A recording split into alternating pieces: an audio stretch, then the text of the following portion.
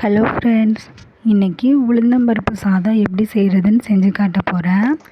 இந்த சாதம் உடம்புக்கு ரொம்ப நல்லது, குறிப்பாக லேடிஸ்க்கு ரொம்ப நல்லது. ஆனால் எனக்கு இந்த சாதம் இது வரைக்கும் செய்ய தெரியாது. இன்றைக்கி தான் ஃபஸ்ட் டைம் இந்த சாதம் நான் ட்ரை பண்ணியிருக்கேன். நம்மளோட சப்ஸ்கிரைபர் ஒருத்தவங்க இந்த ரெசிபி கேட்டிருந்தாங்க.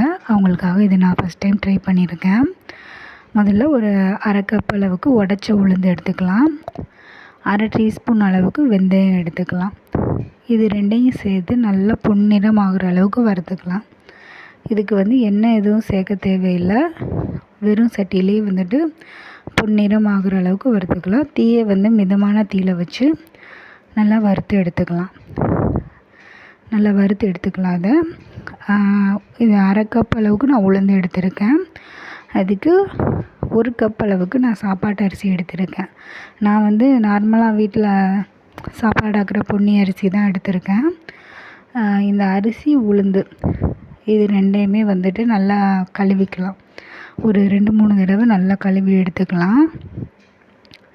எடுத்துகிட்டு இதை தண்ணி ஊற்றி ஊற வச்சுக்கலாம்.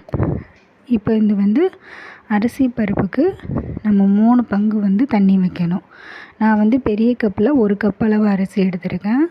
அதுக்கு 3 கப் அளவு தண்ணி வச்சுருக்கேன். சின்ன கப்பில் 1 கப் அளவுக்கு உளுந்து எடுத்திருந்தேன். அதுக்கு 3 கப் அளவுக்கு தண்ணி வச்சுருக்கேன். இதில் பூடு நான் ஒரு 10-20 பூடு சேர்த்துருக்கேன். எனக்கு இதில் பூடு நிறையா போட்டால் ரொம்ப பிடிக்கும். இந்த சாதம் எனக்கு தான் செய்ய தெரியாது. எங்கள் அம்மா செஞ்சு கொடுப்பாங்க, எனக்கு ரொம்ப பிடிக்கும். அந்த பூடு போட்டுட்டு இந்த தண்ணியை நல்லா கொதிக்க விட்டுறலாம்.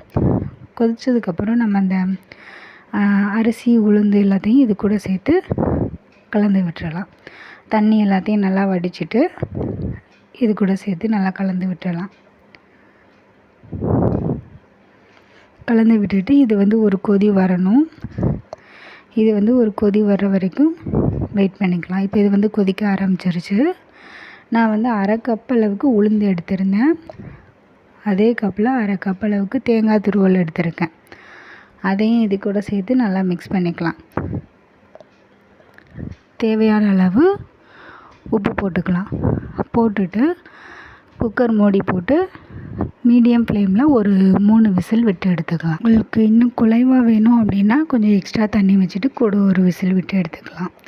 இப்போ 3 விசில் விட்டதுக்கப்புறம் ப்ரெஷர்லாம் ரிலீஸ் ஆனதும் ஓப்பன் பண்ணி பார்த்தோம்னா அருமையான உளுந்தம்பருப்பு சாதம் ரெடி. உண்மையிலே சொல்கிறேன், ஃபஸ்ட் டைம் தான் ட்ரை பண்ணியிருந்தேன். ஆனால் டேஸ்ட்டு ரொம்ப நல்லா இருந்துச்சு.